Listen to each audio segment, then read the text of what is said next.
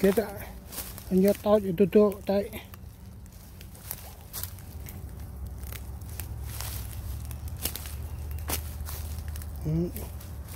Berat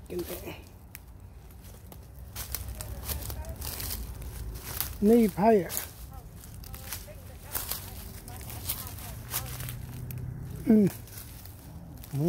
đơn loại việc tăng như thế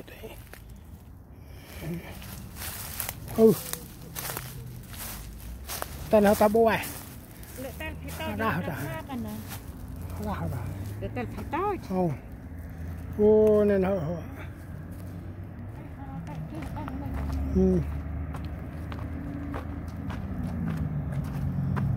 tại vì quyết cắt quyết cạp rồi có phải là âm đường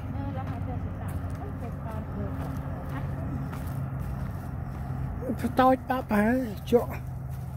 số bao nhiêu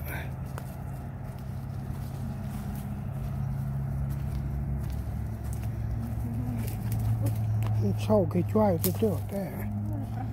nó có hơn tông có thể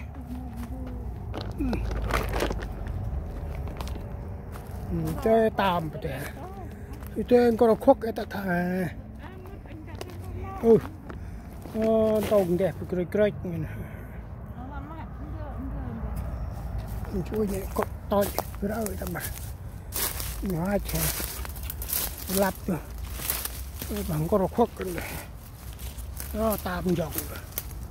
cái kít là đi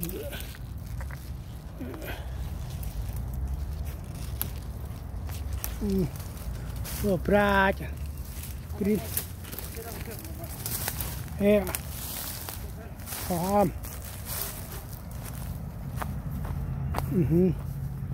phải đó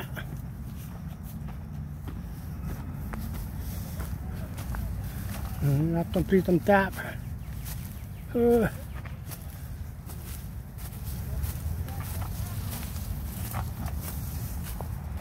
bà chơi văng xa chơi ca ba chơi việt xe ba xe dê ba xe vút ba xe chọc xe chôm bà còn bút này prong là việt xe tắc tôi này tôi con chi phải con cái cách tôi ăn đẹp hay được ăn mì được này đỡ con qua rồi chơi xa không ấy để tu cho phải chịu chịu khỏe mê tu bây giờ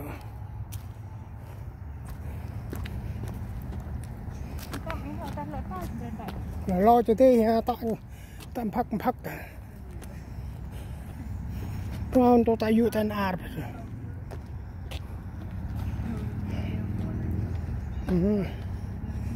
từ đó tụ pla kê cho bao cho lươn đó